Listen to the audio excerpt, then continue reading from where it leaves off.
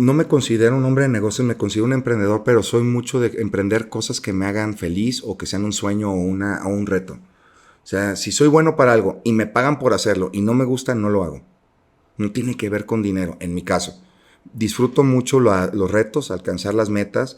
Cuando tuve mi primer clase de actuación, dije, ya no quiero conducir. Esta parte de crear un personaje y poder hacer cosas que en la vida real no haría por moral, por las leyes, por muchas cosas que te sujetan, dije, está increíble. Aquí es como escaparte de la realidad, sacar todos tus monstruos sin ningún problema legal, ningún problema de nada, me fascinó. Es una enfermedad bien entendida. Me encantó actuar, conduzco y he conducido cuando me invitan por gusto, pero realmente lo que me encanta es actuar. Y en mi primer novela me di cuenta que también es complicado. Imagínate que para poder llegar a un personaje, que la gente te ve actuando en X proyecto, pues a lo mejor hicieron un casting 30, 40, 50 personas. ¿Qué tuviste que hacer o qué suerte tuviste que tener o qué factores pasaron para que te elijan entre 50? Entonces, te acostumbras al no, te acostumbras al rechazo. Y una vez que aprendes a vivir con el rechazo, te vuelves invencible porque ya no hay nada que te pueda afectar. Tenemos miedo al no, tenemos miedo al qué dirán. Cuando ya no te importa el qué dirán y no te importa el no, dime qué te puede afectar.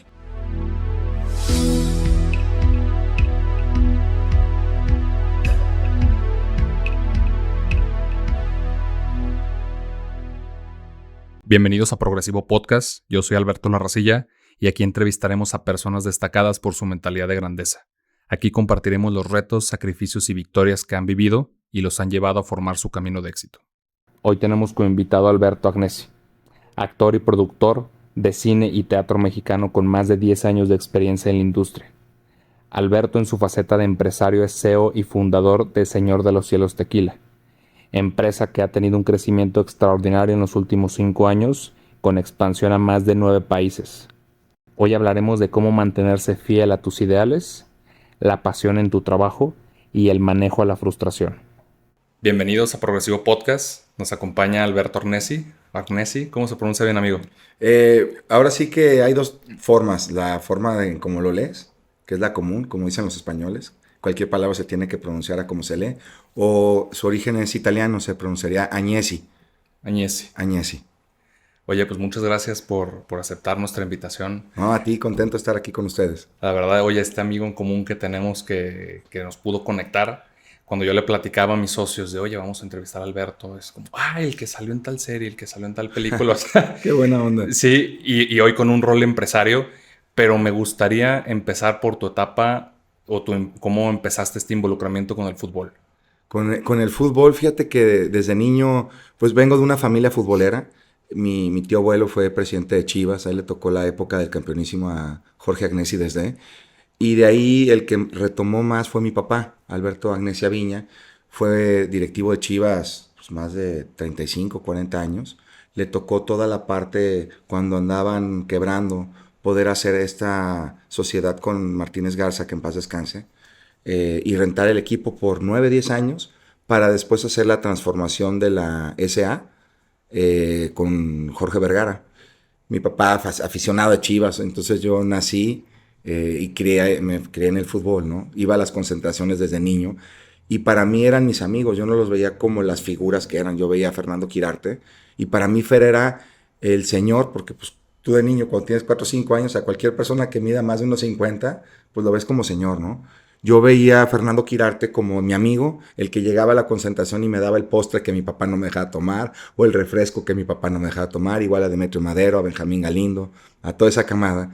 Y cuando les platicaba a mis amigos pensaban que les mentía.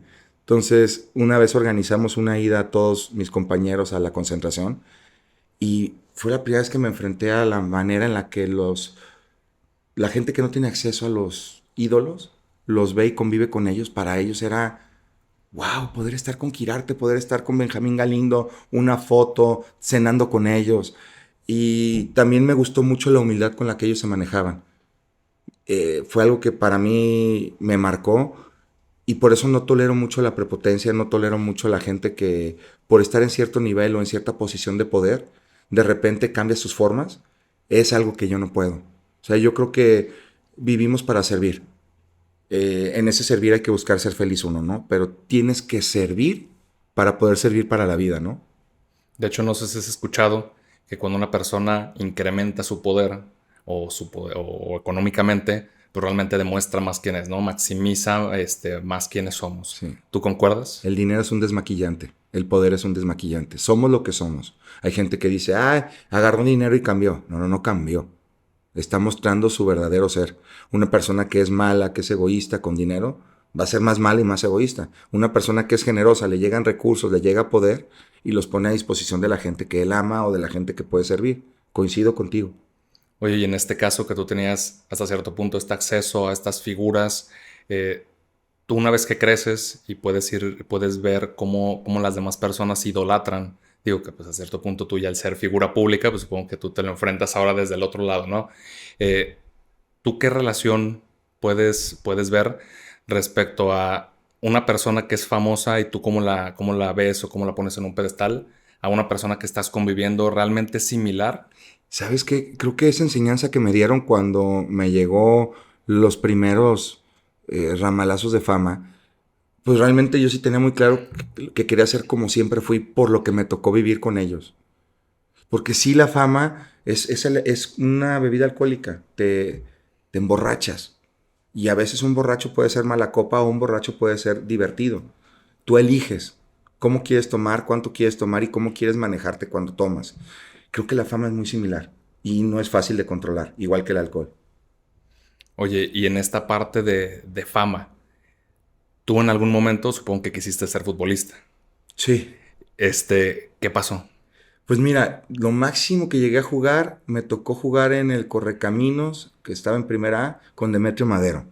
Yo tenía ahí como 19, 20 años. Después me regresé a terminar la universidad. No, nunca fui un gran jugador, no hubiera llegado muy lejos. Cuando entrené mucho sí llegué a tener un nivel decente por el nivel de entrenamiento que tenía, porque era muy disciplinado, muy obsesivo. Pero en cuestiones de calidad, nunca fui creo yo, un superdotado que hubiera podido llegar por mis cualidades. Si hubiera llegado más por mi disciplina y por soy muy aferrado a los sueños. Entonces, a la hora de la hora me decanté por estudiar. Terminé mi carrera, me titulé de administrador de empresas y después descubrí en la actuación algo que me apasionó. La vida me fue llevando por otro lado.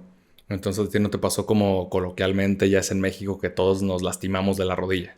Mira, yo sí me lastimé y tengo muchos problemas, pero no fue la causa del por qué no llegué. O sea, realmente mi causa es la que te comento. Yo sí tengo muchos problemas de salud. Recién fui con el doctor. Tengo una osteoartritis provocada por un tipo de artritis que tengo. Y yo tengo 4 operaciones de rodilla. Mi primera fue a los 19, mi segunda a los 24, la otra a los 32 y la última a los 36. Y sí tengo las rodillas deshechas. No podría, de hecho ahorita batallo mucho para jugar. Pero al final también el dolor te enseña mucho. Así como el éxito y el fracaso te enseñan, el dolor es un gran maestro. Hasta cierto punto tener el dolor constante, Sí, hermano. ya te Duro. cambia. No, duro. O sea, yo hay días, hace un mes y medio estaba en Chicago, se me activó la artritis y tenía una junta con un distribuidor y de verdad no podía ir al baño. Se iba al baño gateando porque se me inflaman todas las articulaciones y estábamos a -4 grados, como que el frío me activa mucho mi tipo de artritis, creo. Y realmente fui, tuve la entrevista, me empastillé y terminando me querían invitar a comer y me inventé que tenía citas. La realidad es que me regresé al hotel para poder estar como conviviendo con mi dolor porque no tenía ganas de convivir con nadie más que estar solo, ¿no? Oye, digo, a mí me resultó muy familiar cuando yo estuve investigando una primera etapa como futbolista. Después mencionas algo de administración de empresas, Sí. y después actor, y hoy actor y empresario. Pero ¿cómo te involucras con la carrera de administración de empresas y cómo reaccionan tus papás cuando te pasas a la parte de la actuación? ¿Sabes qué pasa? A veces uno no elige cómo ser papá, ni hay un instructivo de cómo ser papá. A mí me dieron lo mejor que pudieron y se los agradezco. Creo que yo no tuve la capacidad de preguntarme qué quería, ni tuve las guías para llevarme a que me hiciera las preguntas necesarias para entender qué quería. Yo estudié administración de empresas porque mi papá era administrador. Se me hizo fácil. Cuando llegó la decisión de qué estudio, lo mismo que mi papá. Me quito de problemas. Administrador de empresas, una carrera muy generalizada, para después especializarme en algo que me guste. Eso era lo que tenía en mente. Termino mi carrera y mientras hacía mi tesis entró un programa de televisión en Canal 8 que se llamaba Intermedio. Era un programa de revista de 1 hora en vivo. Cuando recibo la adrenalina de estar en vivo, fue algo que yo nunca había tenido en mi vida. Ni jugando fútbol, ni nada. El estar improvisando, el tener que capacitarte, que leer, porque cualquier cosa que digas mal queda grabada para siempre, me encantó. Y de ahí disfruté mucho la conducción. A los 3 meses me hablaron de Televisa Guadalajara, me quedé para un programa de revista ahí. Cuando me dijeron que mi sueldo era 0, no entendía su negociación. Yo preguntaba cómo. O sea, hice un casting, me quedé y mi premio es que me vas a pagar 0. Sí, es que vas a tener exposición y eso te va a dar reconocimiento y esa es tu paga. Le dije, híjole, la verdad es que lo que me estás ofreciendo no es lo que yo quiero. Me quedé en Canal 8 y después me hablaron de México para un programa en MBS, me parece, y me fui para allá. Para mis papás sí fue difícil porque nadie en mi familia es actor o tiene que ver con el entretenimiento. Y estaba lo que todo el mundo piensa, ¿no? Que la actuación es para gente con ciertas preferencias sexuales o muy cercano a la droga o todo lo que hace 20 años, que está todavía más cerrado todos estos pensamientos, la gente creía. Y al final, pues a mí me gusta escuchar a la gente que quiero y que admiro, pero creo que soy alguien que toma las decisiones que creo pertinentes. Entonces fue la adrenalina, o sea, la que Sí. realmente te impulsó ahí. Sí, sí, tú lo debes de sentir cuando preparas todo, entrevistas a alguien y te comentaba, el día que no lo sientas, ya no hagas lo que haces porque se apagó la llama de la pasión, no sé cómo llamarlo. Es algo que, pues es como cuando estás con alguien que amas, no hay un por qué amas más a esta persona que a otra, pero el día que dejes de sentir eso, pues aléjate, ¿no? Sí, fíjate que no solo empatizo por la parte del podcast, sino yo me dedico mucho al tema de las relaciones, al tema de los negocios. Entonces, siempre que vas a entrar a una cita, o a lo mejor en un día que tienes 5 o 6 citas, siempre pasa, oye, no vayas a confundir el nombre de este cliente, de este proveedor, no sé si te ha pasado, pero yo sí Mucho. soy malísimo para los nombres. Pues como voy a anotado para que no vaya a pasar realmente eso. No, y más cuando conoces tanta gente. Llega un momento que tu memoria es selectiva y dice, ya no puedo con tanto. Sí, le tienes que preguntar, a ver, ¿cómo se llama? Ayúdame, digo, mi esposa es la buena para los nombres. Normalmente, sí. Oye, ¿en qué momento dentro de, oye, eres estudiante, empiezas a trabajar, te empiezas a dedicar a la actuación, ¿en qué momento decides no ejercer o en ningún momento pensaste en ejercer en algo relacionado con la Yo trabajé administración? desde chavito, en mis vacaciones, trabajé creo que 3 vacaciones en la tienda de Jesús Bracamontes, que le mando un abrazo. Él tenía una tienda de deportes en la Gran Plaza, se llamaba Eurosport. Digo la marca porque ya no existe. Ok. Y me daba trabajo todas mis vacaciones. Después mi mamá hacía muñecas de porcelana de alta gama francesas y yo aprendía cómo pulir la porcelana. A ella le daba alergia el polvo. Entonces, a mí me disgustaba verla mala, verla enferma. Entonces, aprendí esa parte por 2 motivos. Una, porque sentía que yo podía hacer algo por ella, en el sentido de que no le dieran sus alergias. Y en el otro, ella me pagaba lo proporcional a lo que cobraría por la parte de la pulida. Y de repente con mis amigos, oye, vamos a la fiesta. No puedo, tengo que trabajar. ¿Qué vas a hacer? Tengo que pulir 200 muñecas de porcelana. Era como muñecas, o sea. Y siempre fui muy chambeador. En algún momento, me acuerdo, mi papá tenía una fábrica de muebles. Como a los 16 años hice skimboards. No sé si ubiques lo que son. No. Skimboards son unas tablas que pueden ser o de fibra de vidrio o de madera. Yo las hacía de madera y las reforzaba con fibra de vidrio, que las avientas en la arena y vas de la arena hacia la ola y te regresas surfeando la ola. Ah, ok. Pero vas desde la arena. Y a mí me enseñaron eso como a los 10 años y me encantaba. Era mi deporte aparte del fútbol. En la playa me encantaba pegarle al skimboard y también creo que me defendía. Y le vendía a Escualo. Me acuerdo que le vendía, mi primer premio fueron 50 tablas.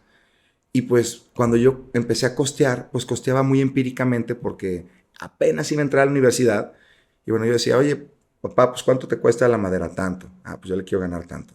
¿Cuánto me costaba la resina, la fibra de vidrio? Entonces, de alguna manera, empíricamente empecé a trabajar y a aprender a costear, a ver números. Y luego me decía mi papá que me veía muy clavado. Bueno, ¿y los impuestos? ¿Cómo? ¿Hay que pagar impuestos? Sí, claro, hay que pagar impuestos. ¿Cuánto? No, el 35%. Yo, ¿cómo el 35%? Pues ganan más el gobierno que yo. Y empiezan estas preguntas que en la calle te vas haciendo y ya entendí que el impuesto era sobre la utilidad y yo lo costeaba. O sea, esa en mi inocencia financiera, a 35, bueno, este es mi costo, esta es mi utilidad, y le subí al 35. Y ahí fui aprendiendo como cosas que después cuando te las platica en la universidad, pues ya las puedes relacionar con ejemplos reales, porque no es lo mismo la teoría a tener ya un background en hechos, ¿no? O sea, hasta cierto punto siempre estuviste involucrado en esta parte del emprendimiento. Sí. Te metes como actor, pero pues eventualmente regresas a emprender y a los negocios. Fíjate que no me considero un hombre de negocios, me considero un emprendedor, pero soy mucho de emprender cosas que me hagan feliz o que sean un sueño o un reto. O sea, si soy bueno para algo y me pagan por hacerlo y no me gusta, no lo hago. No tiene que ver con dinero, en mi caso. Disfruto mucho los retos, alcanzar las metas. Cuando estudié actuación, cuando tuve mi primer clase de actuación, dije, ya no quiero conducir. Esta parte de crear un personaje y poder hacer cosas que en la vida real no haría por moral, por las leyes, por muchas cosas que te sujetan, dije, está increíble. Aquí es como escaparte de la realidad, sacar todos tus monstruos sin ningún problema legal, ningún problema de nada, me fascinó. Es una enfermedad bien entendida. Me encantó actuar, conduzco y he conducido cuando me invitan por gusto, pero realmente lo que me encanta es actuar. Y en mi primer novela me di cuenta que también es complicado. Imagínate que para poder llegar a un personaje, que la gente te ve actuando en X proyecto, pues a lo mejor hicieron un casting 30, 40, 50 personas. ¿Qué tuviste que hacer o qué suerte tuviste que tener o qué factores pasaron para que te elijan entre 50? Entonces, te acostumbras al no, te acostumbras al rechazo. Y una vez que aprendes a vivir con el rechazo, te vuelves invencible porque ya no hay nada que te pueda afectar. Tenemos miedo al no, tenemos miedo al qué dirán. Cuando ya no te importa el qué dirán y no te importa el no, dime qué te puede afectar. Pero ¿qué pasa cuando estás deprimido? Porque al final cuando tú tienes que actuar, tú tienes que convertirte en otra persona y probablemente esa escena o ese personaje requiere que tú estés eufórico. ¿Qué pasa cuando estás deprimido, cuando tu emoción es contraria a lo que quieres comunicar? ¿Cómo realmente te preparas? Ahí te vas a la técnica. O sea, yo creo que hay dos maneras de actuar. Cuando estás utilizando emociones reales tuyas y se las prestas a un personaje, o cuando vas desarrollando una técnica como en el fútbol, que ya no piensas cómo rematar bien la bola y tu mente ejecuta de manera directa, también en la actuación vas desarrollando esa técnica. Ya no lloras con emoción, ya desarrollas un mecanismo físico para poder llegar al llanto, para cuando no tengas esta parte emocional al servicio de, te vas a la técnica. Yo creo que lo mejor como actor es tener un balance, porque a veces no vas a andar con la emoción correcta o también hay días que andas con la técnica falla, igual que un jugador. Hoy falló los penales, Cristiano, bueno, no andaba fino, igual en la actuación. Entonces creo que cuando logras tener un balance entre la emoción y la técnica, te puedes volver mejor actor. ¿Y alguna vez esta preparación que tú has tenido como actor para algún X personaje, te ha pasado que no puedes salir del personaje o que las emociones o las formas del personaje empiezan a invadir tu forma de ser? Sí, me pasó en una escena en mi primer novela, que estaba muy verde, tenía una escena donde se moría mi mamá. Y acababa de morir un tío que fue como mi papá, Jaime Agnesi, que lo adoré. Entonces, cuando llego a hacer la escena, pues yo no estaba pensando en mi tío. Y cuando llego y de repente empiezo a llorar, me detonó y ya cortaron la escena, terminé la escena y yo no podía dejar de llorar. Llegó Aaron Hernán, llegó Aaron Díaz, llegó el director y me abrazaron y decían, güey, ¿qué tienes, güey? Y yo, es que no puedo. Y estaba llorando y esa es falta de técnica.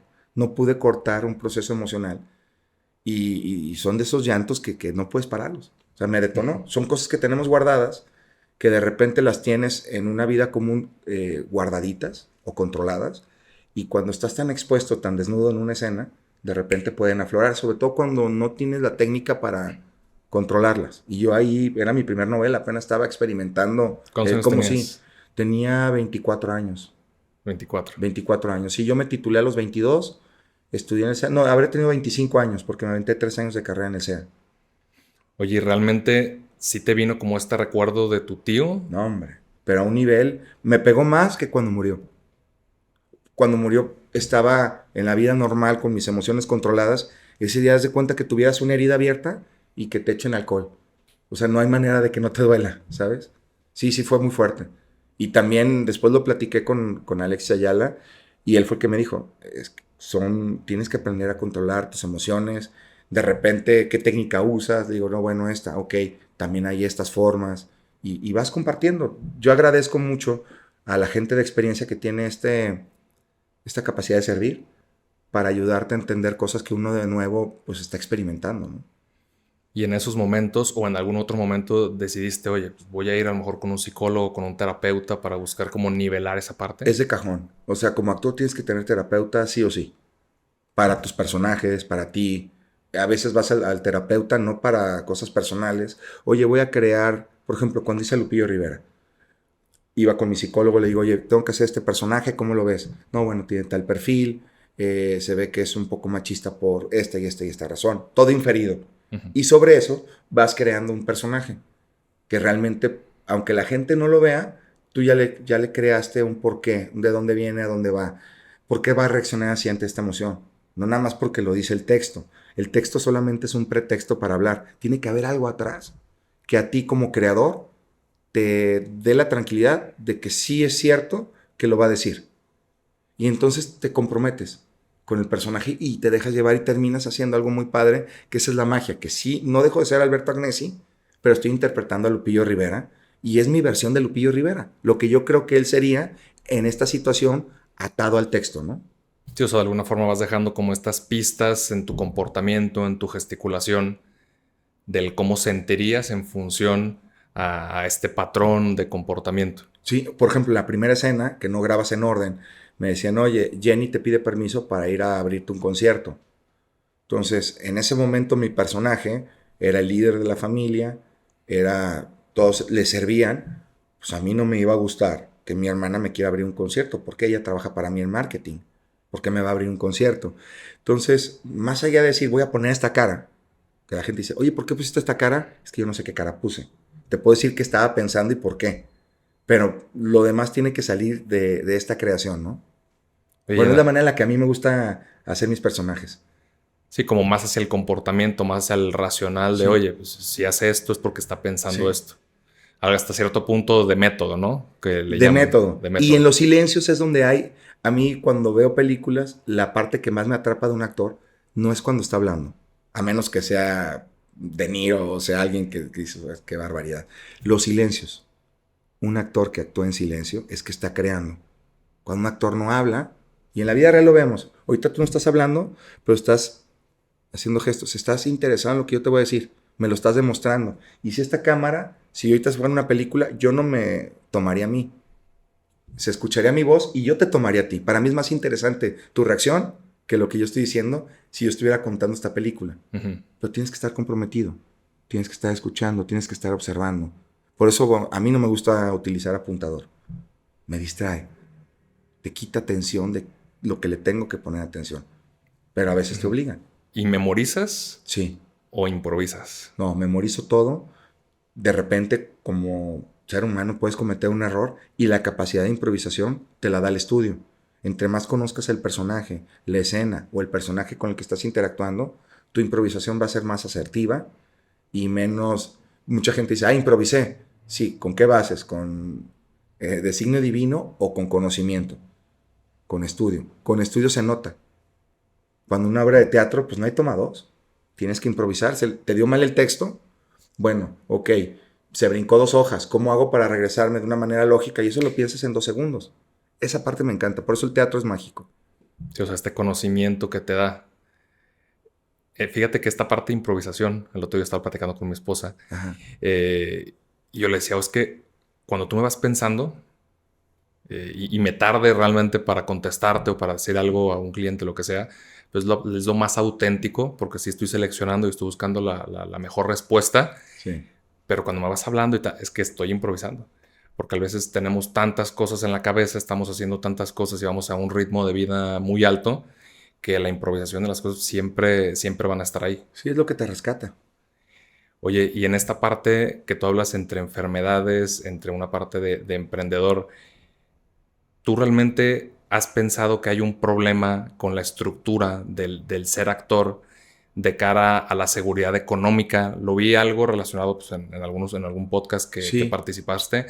¿Tú crees que realmente sí hay un problema con la estructura del cómo eres actor, cómo acumulas riqueza, cómo gestionas esa parte? Es que, para la gente que no conoce cómo es la vida financiera de un actor va y hace casting, se queda y empieza a trabajar, firmas tu contrato. Entonces, a lo mejor, si tienes un buen año, vas a trabajar 6 meses del año. Antes que había novelas de 6 meses. A lo mejor ahora necesitas encontrar 2 proyectos al año para que sean 2 proyectos de 2, 3 meses y te dé 6 meses. 6 meses no facturas. Entonces tienes que pensar que si tu promedio es de 6 meses trabajando y tú ganas, voy a decir una tontería, 200,000 pesos al mes, no estás ganando 200,000, estás ganando 100,000. Porque nada más trabajas 6 meses. Tienes que prorratearlo por todo el año. Entonces tus gastos no tienen que ir de acuerdo a lo que estás ganando, sino a tu flujo anual. O a lo mejor yo lo hacía a 2 años. Yo decía, a ver, yo lo que ahorraba lo que ganaba en un proyecto lo guardaba, lo metía en el banco y vivía con el proyecto pasado. Entonces cuando tenía la fortuna de que en un año hacía 2 proyectos, este otro proyecto lo mandaba a la cuenta de ahorro para poder comprarme mi primer depa, mi coche. Porque no te da la oportunidad, como la mayoría de las personas, de ir con un banco y decir, oye, mira, yo tengo tantos ingresos mensuales, ¿soy sujeto a crédito? Sí. Bueno, ¿cuánto me das para mi carro? Bueno, métele 100,000 pesos y nosotros te financiamos 300. Acá no eres sujeto de garantía. Yo creo que las exclusividades las han de haber inventado para poder tener un ingreso fijo y que pudieras tener la vida normal financiera de cualquier persona. Se acaban las exclusividades, como es el hecho hoy en día, y tú dime, como banco, ¿por qué le vas a prestar a un actor? ¿Con qué garantía? Entonces no somos sujetos de crédito. Nuestra administración financiera, por ende, tiene que ser totalmente distinta. A mí me encantaría dar un taller a los que están estudiando, porque también el dinero es como el futbolista, llega rápido, pero también se va como agua. Eventos, el glamour que la gente espera de ti, las marcas que debes de traer puestas. Yo por eso, con mi manager, que le tengo mucho cariño, yo le dije, mira, yo no me he visto de marca, ni me he visto para las personas, ni me he visto para nadie. Cuando tengo un personaje, tengo alguien de vestuario que va a escoger qué me tengo que poner. Bendito, problema resuelto por ella. Yo diario ando igual, playera lisa, gorras de mi tequila, tenis, jeans, y ya no pienso qué ponerme. Para mí eso me quita horas, a mí me conflictúa el pensar en cómo combinarme y qué ponerme. Desde un niño. O sea, yo ir con uniforme era el más feliz. Me quitaba el problema de pensar qué ponerme. Sí, muy parecido como lo que marcan con Steve Jobs, de siempre vestir igual. Mucha gente dice que están locos. Para mí yo los entiendo porque los veo. Es que tienen mucha lógica. O sea, yo sí lo veo soy muy afina a lo que ellos hacían. Tengo 20, me gustó esta playera, me compré 20 de diferentes colores. Y ya las tengo por colores. Y ya nada más la agarro con mis jeans, con mis tenis, a trabajar. O a lo que tenga que hacer. Ya no estoy pensando ni perdiendo tiempo en eso. Oye, en esto que mencionas del dinero, de la administración financiera, mi pregunta va hacia la salud mental y emocional. ¿Tú cómo te sentías hasta cierto punto? Digo, pues la mayoría de los mexicanos, tú sabes cuál es el salario mínimo o los rangos de sueldos en México. ¿Tú cómo te sentías al decir, oye, a lo mejor si no me administro bien en esto o sigo los patrones de conducta de me voy a ir a comprar un Mercedes porque es lo que dicta, porque vi tu vida, ¿no? Sí. Voy a comprar el Mercedes porque es lo que dicta la sociedad, que es lo que tiene que hacer un actor? ¿Tú cómo mentalmente te sentías o te sientes todavía respecto a eso? No, mira, los actores estamos locos por el solo hecho de ser actores. O sea, ya es una enfermedad, te digo, dosificada, el querer hacer cosas que no eres y creértela. Y hay que tener bien claro que es nada más en el set, porque también luego en la vida te creas personajes y te los compras. Y todos los tenemos, ¿eh? Los que no son actores más, porque no tienen la capacidad de cuestionarse, ¿soy así? ¿O pienso que soy así y actúo por consecuencia? O sea, es complicado. En la parte financiera, imagínate, lo único certero que tiene el actor es que va a empezar tu proyecto y vas a quedar desempleado en 4 o 5 meses. ¿Y luego? O sea, es complicado. Sí, sí mentalmente tienes muchas altas y muchas bajas. No tienes certeza financiera de nada.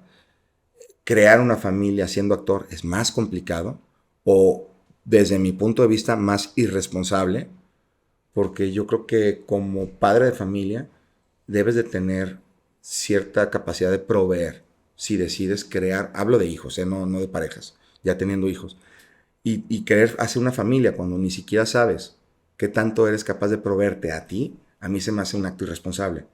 Yo por eso decidí no tener una familia. O sea, creo que no era justo para las personas que van a estar bajo mi manto, el no poderles dar por lo menos lo que yo recibí, las herramientas que yo tuve. Se me hace injusto. Se me hace poco responsable. O sea, realmente sí este camino hacia la inestabilidad, hasta cierto punto financiera, fue la que te terminó orillando por buscar emprender. Eso y el trabajo. Pon tú que después me empezó a ir bien, pero grababa en Colombia, grababa acá. ¿Qué tipo de papá voy a ser? ¿O qué tipo de esposo voy a ser? Entonces no es el tipo de esposo o de papá que yo quisiera ser. Entonces mejor no soy papá, ¿sabes? O sea, como siempre anteponer la responsabilidad ante los demás, ante pues hasta tus propios deseos. Es que la vida tiene que ser así. No puedes tener todo siempre. Entonces yo decidí tratar de ser lo más coherente y congruente con lo que pienso y lo que quiero. Lo que me hubiera gustado recibir de mi papá que tuve, pues quiero dárselo a mis hijos. Y si no se los voy a poder dar, no quiero tener hijos. O no quiero hacer una familia. Hoy en día, yo ya estoy grande, yo tengo 45 años. Hoy podría tener una familia. Tristemente, a lo mejor con menos energía de la que hubiera tenido cuando tenía 25. Pero les podría dar todo lo que a mí me dieron y más. Porque hoy podría tener el tiempo de si mi hijo me dice, quiero ir a bailar ballet 20 horas, yo te llevo. Y ahí voy a estar viéndolo bailar ballet. Y digo bailar ballet porque cuando uno tiene un hijo a veces quiere darle sus sueños. Y también los años te hacen aprender que los sueños son de cada uno y que nosotros como papás seremos guías o como mentores de amigos, que hoy creo que puedo ayudar a chavitos de 20, 25 años que se acercan conmigo. Tratar de volverme un mentor es ser un guía, no convertirlos en minions de lo que yo quiero ser, sino un guía de lo que tú que quieres. ¿Cómo puedo yo ayudarte a través de lo que yo aprendí? A mí esa parte de mentor me encanta. La recibí de pocas personas y quiero poderla dar a la mayor cantidad de gente que pueda. Evitarles la mayor cantidad de tropiezos o advertirles los tropiezos para ver qué sigue después. Sí, aunque muchas veces, o la mayoría de las personas aprendemos más de los errores, de los tropiezos, a veces son necesarios. Siempre, siempre. A ver, vivimos en un mundo y cada vez peor, donde en la escuela, lejos de... A ver, ¿cómo aprendiste a caminar? Cayéndote. ¿Cuántas veces te caíste para poder caminar? Unos 50, otros 100, otras 1000. Y todos hoy caminamos. Pero lo que nos llevó a caminar, el origen es el mismo. Errores, caídas, hasta que por fin de tantas caídas dijiste, ya encontré el balance. En la escuela es igual. Nada más que hoy en día, en la familia y en la escuela, nos prohíben el error. El error es malo. El fracaso es malo. No es malo. O sea, es malo cuando no viene con un conocimiento de lo que fracasaste. Si fracasaste y no aprendiste, estamos en el hoyo. Pero yo creo y agradezco hoy, y en su momento me dolían mucho, toda la cantidad de dolores y de fracasos que tuve, porque creo que eso es lo que me dieron la poquita sabiduría, el poquito conocimiento que tengo hoy en día. Si no, no tendría nada. Pero tú cómo ves esta cultura y sobre todo con el tema de la globalización y las redes sociales donde Mal. todo se busca que sea perfecto. Mal, mal, mal, mal. O sea, hoy los papás no pueden regañar a un niño enfrente de la gente porque ya el niño tiene la capacidad de demandarte. Yo no soy pro violencia, pero a mí una vez me nalguearon. Y yo tengo 4 hermanos, uno de ellos es mujer, la que me sigue, y una vez, no recuerdo la razón, le pegué, haber tenido 4 o 5 años. Me pusieron una nalgada, bien dada. Nunca, nunca más volví a tocar, olvídate a mi hermana, a ninguna mujer. Lección aprendida. Agradezco esa nalgada. De verdad, en su momento me dolió y habré hecho berrinche, no sé qué habré hecho, no me acuerdo. Pero me acuerdo de ese momento como si fuera ayer y lo agradezco. Es el tipo de límites que se necesitan para poder crear estructura y hoy esos límites están limitados, perdón por la palabra, a que ya no puedes hacer ciertas cosas porque todo está como, somos muy frágiles. Sí, lo políticamente correcto. Somos muy sensibles, ya la ley impide esto. Ojo, no hablo que sea violencia, hablo de una nalgada. Nunca voy a estar a favor de la violencia. De verdad, una nalgada bien dada a tiempo, por lo menos en mi caso, me cambió a mí la vida de cómo tratar a una mujer. Y con esta parte de la perfección que estamos hablando, muchas veces para la parte de emprender, para la parte de la actuación, realmente para cualquier cosa que no sea fácil, que necesita un reto, pues todos buscamos, o la mayoría de personas buscamos que sea rápido, ¿no? Este bienestar inmediato, y el que sea inmediato, pues involucra que no haya errores, involucra que sea perfecto, y eso muchas veces cambia la forma de pensar de las personas o los lleva a la frustración. ¿Tú cómo has gestionado en esta trayectoria la frustración y cómo ayudas a otros, en este caso ya en un papel de mentor, a gestionar la frustración? Es que por mi carrera me acostumbré al no y el no frustra. Y viví 19 años actuando, frustrándome del no, no, no, no, 100 nos para encontrar un sí, que hoy yo ya vivo y convivo con el no y con la frustración de una manera cotidiana. Es parte de mi vida, es parte de lo que soy. Entonces yo para otras áreas recomendaría, yo como papá a mí me encantaría, si hoy tuviera hijos, en mi cargo les diría, ¿sabes qué? Yo me dedicaría a frustrarlos todo el tiempo, porque fuera de un núcleo familiar, la frustración es constante y cotidiana. Entonces, es uno como papá lo que menos quiere es que sus hijos sufran. Y eso está bien, pero yo prefiero que sufran en mi manto a que sufran afuera donde yo no voy a poder hacer nada por ellos. Mejor sufres conmigo y yo voy dosificando esa... Bueno, yo hoy educaría así y no sé si esté bien, ¿eh? No hay un manual. Es lo que yo creo que haría porque creo que es lo que a mí me hubiera funcionado. Esta parte de convivir con la frustración para ser tolerante a que la vida te va a llevar a ser frustrado. O sea, mientras más quieras intentar hacer cosas nuevas, pues más te vas a frustrar porque vas a ver que no es tan fácil. En la psicología, el control, ¿tú sabes lo que es?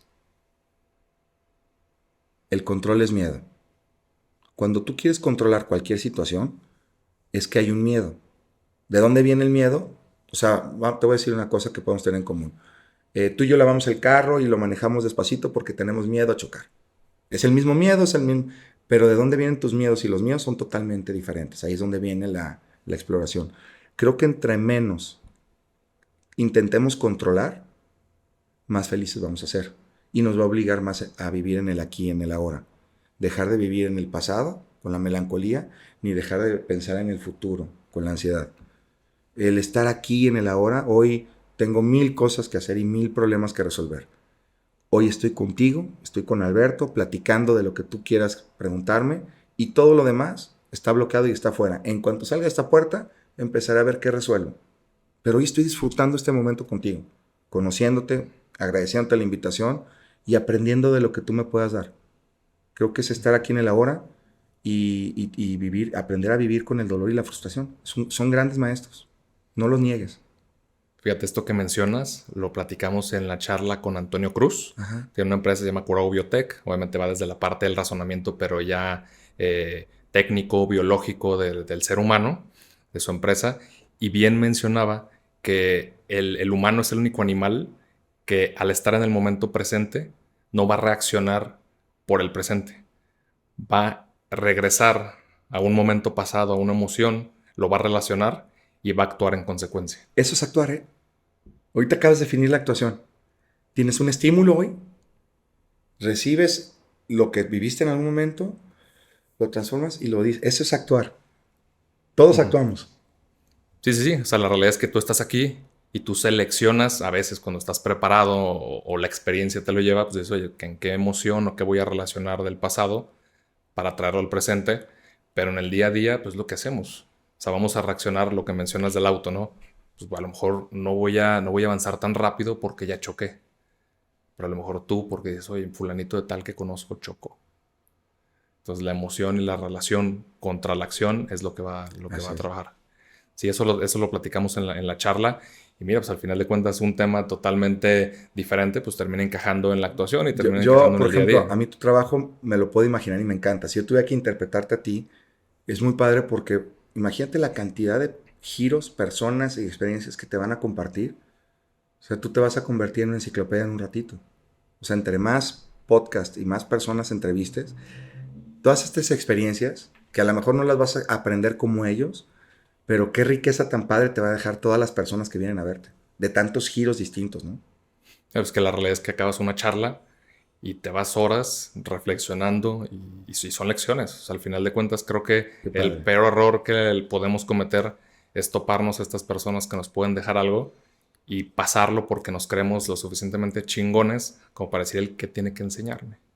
Entonces Entonces cuando nos sentamos y oye, realmente en una labor de escucha, digo, y no solo al entrevistar o al platicar con alguien, sino pues, en el día a día lo hacemos. Sí. O sea, yo cuento muchas experiencias. Yo andaba en camión, obviamente, cuando era estudiante, y yo me ponía a platicar con los viejitos en los camiones. Entonces, te deja muchas experiencias. Me recuerdo una que mencionaba que viviera, porque él ya había tenido varios infartos, pues ya estaba grande el señor, él se sentía cercano a la muerte, y me dijo que de lo único que me iba a arrepentir era de lo que no hubiera hecho. Sí, de lo hubiera. Sí, entonces yo tenía 15 años, yo creo. Entonces a partir de ahí yo sí cambié y dije, oye, pues voy a hacer todo lo que se me ocurra, aunque me provoque estrés, frustración, porque realmente esa frustración es porque estás saliendo de tu zona de confort. O sea, imagina que yo tengo una foto, o sea, y déjate de videos y lo que te... Yo tengo una foto cuando arrancamos el podcast.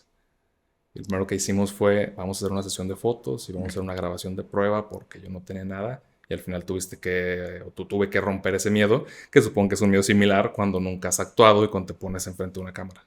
Sí, sí, sí. El miedo a que no sabes qué va a pasar. Pero es rico, ¿no? Esa ansiedad, ese miedito, esa incertidumbre, es padrísimo. O sea, el día que no vamos a sentir eso, ya para qué vivimos, ¿no? Sí, sí, realmente te diría que cuando me preguntan, obviamente pues uno nunca dice, oye, pues esta charla es mala. O sea, hay unas charlas a lo mejor que tú por tu personalidad te pudieron enganchar más que otras, pero me preguntan, oye, pues ¿cuáles son las charlas que más disfrutas? Pues creo que las charlas donde más te sacan de tu zona de confort. O sea, los perfiles más similares al mío son los perfiles más fáciles hasta cierto punto donde Sabes qué conectas, preguntar, pero sabes conectas. cómo te va a responder, hasta si es personas que conoces, obviamente algún tu socio o algo, Ajá. pero cuando son personas más fuera de lo común de tu día a día, es cuando dices, ok, o sea, no estoy listo para lo que me va a contestar. Órale. Interesante, es cierto. Oye, Alberto, tocayo, tu etapa como productor, ¿por qué iniciaste a producir? ¿O por qué te arrancaste a eso? Fíjate que cuando hice mi primera novela, le decía a Aaron, le digo, oye, hermano, es que para quedar aquí son 50 no, volvemos al rollo del control y el miedo, ¿no? Hay que controlar esto. Vamos a empezar a quemar una productora, vamos a producir nuestros propios proyectos. Cuando nos den por fuera, bueno, cuando no, pues... Y ahí tuve yo de mentor a Alexis Ayala, que hasta la fecha de verdad le digo, para mí me saqué la lotería teniéndolo conmigo, porque la verdad nos acogió, nos guió, nos enseñó, nos compartió todos sus errores personales, laborales, y yo le agradezco mucho esa confianza que hasta el día de hoy lo tengo, que es mi compadre, lo adoro. Cuando empecé a producir, es complicado porque no es el negocio que la gente cree. O sea, hacer teatro no es el negocio que la gente cree. Puede llegar a ser que un garbanzo a libra, como en todas, te deje mucho dinero, pero no es la constante o no es lo común. Igual en el cine. O sea, la gente ve una película en el cine y cree que hacen dinero, muy lejano de eso. Entonces, cuando me rompo los ligamentos en una obra de teatro y me vengo a operar, estuve 8 meses en rehabilitación. Saca Felipe Calderón un incentivo fiscal al cine. Lo leo. Dije, ¿cómo? O sea, incentivo fiscal al ISR por pagar. Dije, qué interesante. Lo leí y empecé a hacer citas. Empecé a caminar en muletas y la primera cita que hago me dan el dinero para hacer la película. Con el incentivo fiscal. ¿Por qué lo hice así? Porque con el incentivo fiscal es a fondo perdido. No afecta el patrimonio de ningún inversionista porque era lo primero que iba a hacer. Ahora, siguiente paso, pues traté de rodearme de las personas que creían en el proyecto para hacerlo lo mejor posible. ¿Qué pasó? Fuimos una película que facturamos 12 millones de pesos del 2010, Viernes de Ánimas. No hicimos que nadie perdiera dinero, todos aprendimos, ópera prima de 8 personas. A mí me dio mucho gusto poder servir a que gente que va empezando, que no tiene cómo llegar al cine que ama, darles la oportunidad. A los 4 años el editor gana por Después de Lucía en Cannes. Dije, qué padre que Toñito, que fue su primer película que editó, que él editaba comerciales, ya tenga un premio de Cannes. Ese tipo de cosas dices, ya valió la pena. Y empecé a producir teatro y cine con los incentivos fiscales. Me encanta, al principio no me di trabajo porque no quería sonar nepotista. Dije, primero me quiero enfocar en aprender, entender la línea de negocio y después ya me daré papeles. Y así fue. Yo en mis primeras 4 películas que produje, no actué. En las primeras 3 obras de teatro no actué, hasta la cuarta fue que me di un papel y ya llevaba 17 años de carrera. O sea, ya me sentía yo merecedor a que sí podía hacer ese papel, aunque yo no la produjera. Y eso fue lo que me llevó a aprender a producir. También me servía de terapia. Yo terminaba novela y mientras hacía castings me metía a talleres de escritura de guión con Tita Lombardo, de producción con Tita Lombardo, todo lo que fuera de talleres de... No soy director, no soy guionista, no soy productor, pero sé producir, sé escribir y sé dirigir. No te puedo decir soy director porque yo no me aventé una carrera de 3, 4 años y volvemos a lo mismo de ser actor. No porque haya estudiado un taller me convierto en... Pero sí tengo las bases suficientes para decirte, él es un buen director. O me gusta cómo dirige porque utiliza, mira cómo cuenta este lenguaje, mira sus encuadres. O sea, te va dando más herramientas para entender. Y también cuando actúas, pues ves cosas que no veías como actor. De repente entiendo por qué me cortaban las escenas. Me doy cuenta que el director, cuando estaba haciendo una serie, estaba emplazando sin decir corte y no nos avisaba. Y no nos avisaba porque se metía el ruido y no quería hacer corte en el audio. Entonces yo ya me quedaba callado viendo al actor y el actor pensaba que se me olvidaba el texto. Cuando yo sentía que ya la cámara estaba aquí y que ya había emplazado para que no tuvieran que cortar todo, volví a decir mi texto. Y se acercó un director y me dijo, oye, ¿por qué hiciste eso? Le dije, pues porque estabas emplazando. Me dice, sí, pero yo los dejé correr para luego hacerlo repetir otra vez la escena. Le dije, y perdemos tiempo. Y tiempo es dinero. ¿Cuánto te cuesta el sueldo de todos? Y también tienen que ir a comer, ¿no? Se me quedó, ¿tú produces? Dije, sí, con razón. Dice, los actores no estamos conscientes de todo lo que hay detrás para poder estar nosotros en pantalla. Su tiempo, el de ella, el de la maquillista, el de la persona que te puso la ropa. Cuando produces y tú los contratas y ves la friega que es, le das un verdadero valor. Y cuando estás actuando, creo que tu obligación es volverte mucho más humilde y más servicial, porque ya entendiste el proceso y es, o sea, yo ya no está mi agua de tal marca, no puedo hacer el podcast. No, brother, no. O sea, hay gente que lo hace y ahí es donde hablábamos de los egos al principio, Sí. de la fama. ¿Cómo puedo yo admirar a alguien? Por su humildad. Entre más grande y más humilde, más merece mi respeto. O sea, a mí eso de que la gente llegue con un Ferrari, un Rolex, no me apantalla. A mí me apantalla la parte humana, la parte de la lealtad, la parte del respeto, la parte de cómo tratas a tus empleados, cómo eres con tus jefes, eres leal, eres servicial, cómo tratas a un mesero. A mí las personas que de repente se visten de buenas, yo los invito a comer y veo cómo tratan a los meseros y me dice todo de ellos, todo. Quién es humilde, quién es prepotente, quién nada más en cuanto tenga poder y tenga dinero, me va a enseñar su verdadera cara. Habla mucho de eso. Sí, hasta cierto punto esto que mencionas, de lo que mencionabas, ¿no? Del nepotismo, del tú subir y tú ponerte un papel, pues al final termina siendo una congruencia con tu persona. Dices, oye, pues cómo yo me voy a poner en esa posición si yo mismo lo generé. Pues lo mismo que pasa con otros actores, que podría ser, o actores o personas, ¿no? Sí. Que podría ser contraintuitivo, que dices, no, es que el símbolo de que te va bien, el símbolo de que eres importante, o que trates mal a las personas, o que te vistas de ciertas formas para ser para los demás. Entonces tú prefieres ser para ti. Y a veces yo sí sé que me funcionaría mejor. Y desde actor me pasaba. O sea, yo sé que si hubiera ido a las fiestas que me invitaban o si yo hubiera paparazziado a las mujeres con las que salí, pues a lo mejor sería más famoso y tendría más trabajo, pero no por los motivos que a mí me hacen sentir bien. Entonces decidí no hacerlo. Como emprendedor o empresario, la verdad es igual. Eh, Hay cosas que no hago que sé que me funcionarían porque no es el camino al que quiero llegar o por el que quiero llegar a tal punto. Todo tiene un proceso y quiero disfrutar el camino. A mí me costaba mucho. Yo he aprendido a madrazos a entender cómo disfrutar el trayecto. Yo era mucho de fin. Quiero llegar ahí y trabajar por eso. Pero no disfrutaba el trayecto. Me costaba mucho. Hoy en día te puedo decir que ya disfruto el trayecto. Sí voy para allá, pero despacio que voy deprisa. Hoy estoy aquí contigo. Si tengo trabajo allá afuera, lo veré después. Hoy quiero disfrutar mi momento en tu podcast, conociéndote a ti. Eso, yo trabajo día a día con eso porque no lo tengo. Me cuesta vivir en el aquí, en el ahora. Sí, pues a veces no. Decimos, oye, pues yo quiero llegar a este objetivo. Entonces, lo más importante es llegar, no el cómo, La inmediatez. la inmediatez. Entonces, para ti es más importante llegar sin traicionarte a tu persona y sin Sí. traicionar tus valores. Sí, y sabes que en este trayecto de emprendurismo, al principio nadie confió en mí. Hoy se han sumado más personas que confían en mí, en el proyecto y en otros proyectos que estoy generando. Ya no puedo hacer lo que yo quisiera. Por ejemplo, te voy a poner, llegan y me quieren comprar esta marca. O sea, a lo mejor hace 5 años lo hubiera vendido. Hoy no, porque yo sé que hay gente que creyó en mí, que espera un resultado mayor al que me pueden dar ahorita. Y aunque yo estoy conforme con lo que me darían hoy ahorita por esto, no lo hago porque tengo gente que confía en mí, que espera un resultado mayor.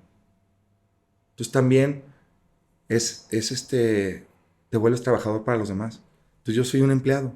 Lo que no quería hacer, hoy me convertí en un empleado de la gente que confió en mí y feliz lo hago, ¿eh? Feliz porque agradezco que hayan confiado en un loco, en una locura, que el 99% de la gente dijo es un fracaso seguro. Entonces ese 1% que creyó, yo le debo lealtad. Le debo el darle el resultado que ellos esperan. Yo ya cumplí el que yo esperaba. Yo ya llegué a donde yo quería llegar. Pero ahora voy a hacer que la gente que confía en mí llegue conmigo a donde ellos quieren llegar. Esa es ahora mi meta. De hecho, esto que mencionas del empleado, del emprendedor, a veces pensamos que el pasar a emprender, vamos a hacernos que soy mi propio jefe y tengo todo el tiempo del mundo y la realidad es que tú te dedicas a servir y si antes servías a una persona, ahora sirves a 30 clientes y todos quieren inmediatez, todos quieren resultados. Entonces ahí es donde tú tienes que bajar tu ego y Sí. decir, oye, pues la verdad es que para que esto funcione yo tengo que dar el 100% y ahora sirves a más personas. No tienes horario, trabajas más que todos, tienes más responsabilidades que la mayoría de tu empresa. Sí, emprender, esas son las consecuencias de emprender. Que vengan. Oye, ¿y cómo arranca este tequila? Arranca porque a mí siempre he pensado que en México tenemos 3 productos que son muy icónicos en el mundo. Lo que es el mariachi, lo que es el tequila y lo que es la lucha libre. Creo que a la par las novelas, principalmente Chapulín Colorado es un ícono en el mundo, el Chavo del Ocho, pero creo que estas 3 cosas son muy mexicanas, ¿no? El tequila, el mariachi y la lucha libre. Y de repente lo que es el tequila despuntó. Eh, Vi una serie en HBO que se llamaba Entourage, que es la historia de Mark Wahlberg, cómo llega a Hollywood, cómo le llegan oportunidades. Y ahí lanzan un tequila. Y me pareció muy interesante cómo hicieron ese lanzamiento. Dentro de la serie, ocultando. Y dije, a ver,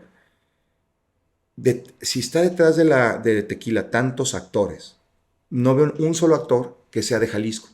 O sea, no veo un solo actor que tenga una historia congruente con lo que es el tequila. Todos los demás lo hacen por negocio o por berrinche o por gusto. Entonces dije, yo voy a crear una marca y un tequila y una experiencia que tenga congruencia con mis orígenes. Yo soy de Jalisco, soy actor, voy a poner todo lo que tenga de network para la marca, pero va a tener una lógica. Sí conozco, sí viví, crecí entre agaves y así fue como saqué mi primer marca. Eh, Hoy en día estamos, bendito Dios, después de 6 años, en 9 países. Estamos por abrir otros 4 o 5 antes de que termine el año y estamos con ventas promedio de 22,000, 26,000 cajas al año. Eh, la verdad estoy muy contento con el resultado del producto. Hoy les traje a regalar este que es un tequila de crema de cacahuate, de peanut butter, que en el mundo del tequila es una aberración. Porque dice, oye, el agave se espera 6, 7 años en madurar para hacer el proceso, volverlo tequila, para que tú le metas peanut butter. Le digo, coincido con tu parte idealista del proceso, pero esto es un producto que va a un consumidor. Y si yo detecté un nicho de consumidores que este producto les va a encantar, ¿por qué no lo voy a hacer? Por respetar sus reglas, sus ideas. Yo no vengo del mundo del tequila. Entonces no estoy atado a la cuadratura del mundo del tequila y estoy explorando qué puede gustarlo o apetecer la gente de afuera o mis futuros clientes. Y por eso hice este producto que se burlaron mucho de mí en la creación. Hoy en día te voy a decir que 7 de los 9 países donde estoy los conquisté o entré por este producto. No por el blanco, no por el reposado, no por el cristalino. Sí, o sea, un producto diferencial. Sí es. Sí, que a veces queremos competir con lo mismo y pues la realidad es que tienes que tener una propuesta de valor. Hoy dices, Señor de los Cielos, ¿qué me diferencia de otras marcas? Me diferencia el peanut butter, me diferencia el marketing, me diferencia que el dueño detrás de la marca es un actor que es de Jalisco, que sabe de tequila, que creció en Agaves. Ok, sí, Mark Wahlberg, Josh Clooney, todos los que tienen tequila son millones de followers. Yo soy así de chiquito, pero yo soy verdadero. Aunque sea de este tamaño, yo soy de verdad. Mi tequila es de verdad, mi gente es de verdad, mi producción es de verdad, mi historia es de verdad. Entonces yo le estoy apostando a que la verdad le gane al otro, porque no hay mucha verdad en el mundo. Le estoy apostando a esa historia. Oye, ¿de dónde viene el nombre Señor de los Cielos? Señor de los Cielos, mi meta con este nombre es que en 10 años, cuando diga Señor de los Cielos, pienses en tequila. Para allá voy. Y esa es mi meta. Esa es mi meta idealista y mi meta pragmática es yo quiero viajar y llegar a Brasil y pedir un cristalino y que tengan Señor de los Cielos. Que mi tequila llegue a todo el mundo. Conquistar el mundo con el Señor de los Cielos. Ser un Señor de los Cielos. Ser un conquistador. A través de un producto icónico como el tequila.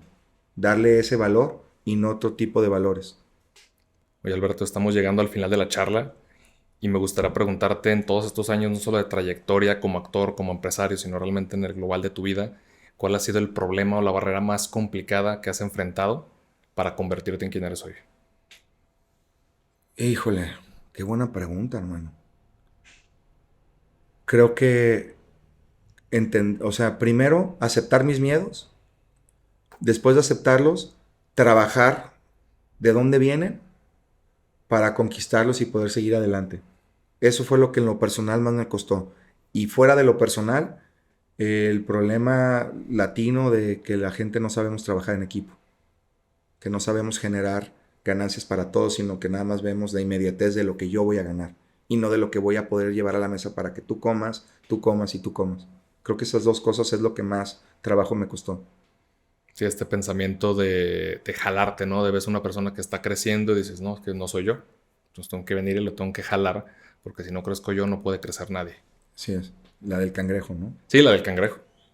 Oye, Alberto, pues muchas gracias No, gracias a por la ustedes. charla. ¿Cómo pueden encontrarte las personas a ti en redes sociales, a Señor de los Cielos en redes sociales? Para Mira, que lo yo estoy sigan? como @Alberto Agnesi y aquí mi bebé está como @Senor de los Cielos Tequila. Muy bien, pues para que vayan a seguirlos. Muchas Sí. gracias de nuevo por la charla. Pruébenlo y me dicen qué les parece. Te vamos a decir y vamos a hacer por ahí una review. Ya está. ¿Va? Muchas gracias y recuerden que todo avance y es progreso. Nos vemos la próxima semana. Gracias. Suerte. Gracias a todos. Muchas gracias por escucharnos hoy. Si disfrutaste esta charla, compártela y síguenos en redes como @progresivopodcast. Nos vemos en el próximo episodio.